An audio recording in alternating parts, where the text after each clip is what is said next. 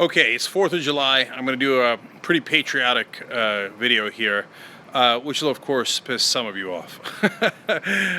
So, first, let me do the caveats. I'm not one of those jingoistic guys who says, oh, we're number one, man, we're number one in healthcare. When, in fact, I know that we are number 37 in healthcare.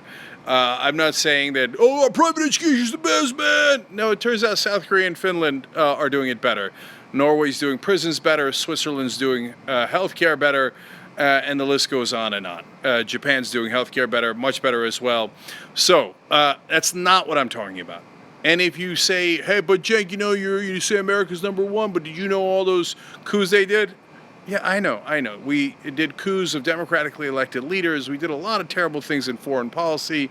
You don't have to tell me about Christopher Columbus. I know. And by the way, Christopher Columbus was not an American, because no America existed at the time. So bring it down, I hear you.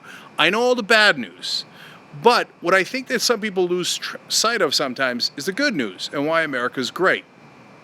So there's some wonderful things we did in the world. The Marshall Plan, where we rebuilt our worst enemies into our top allies and the number 2 and number 3 economy in the world. That is such a magnanimous act. It is unbelievable. Setting up the United Nations, setting up the idea of human rights, and yes, spreading democracy throughout the world, as well as all the other things we did that were anti-democratic. So tell both sides of the story. But that's, again, not the core of the message today. So I just came back from a vacation in Europe, and I was in Italy, and we had a taxi driver that drove us from a town I don't remember to Desenzano, where we were staying, and it was around Lake Garda area of Italy. And the taxi driver, I asked him, where's your home? Because I didn't know where he was from, which of those towns around Lake Garda. And he said, my home's Santa Monica.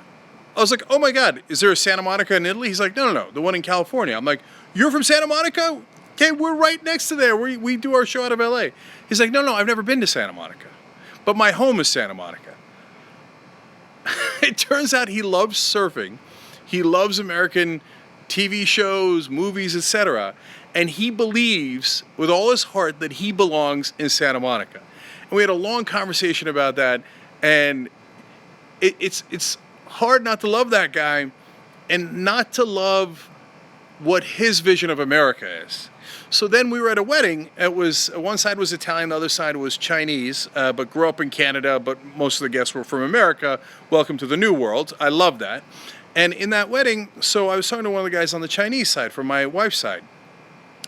And he said, totally unprompted, having nothing to do, he wasn't in the cab at all, it was on a separate day, and he said, I'm an American.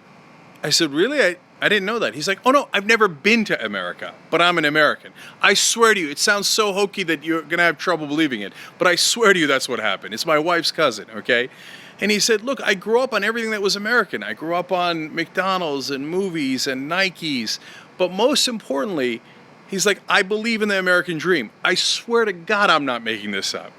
And you know me, I'm hokey to begin with. I loved it. And I said, so tell me more. He's like, look, and again, some of this you're not going to love, right?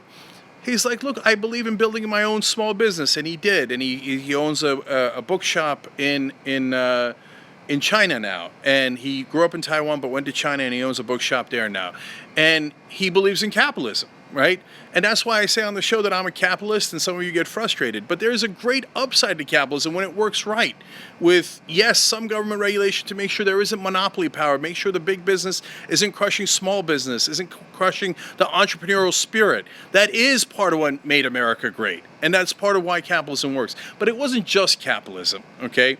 It was that he thought I could better myself.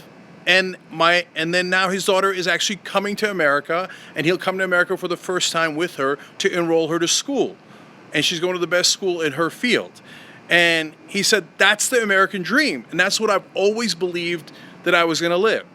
So guys, whether it was a marketing gimmick in the first place or half marketing gimmick, half real, that idea of America stuck.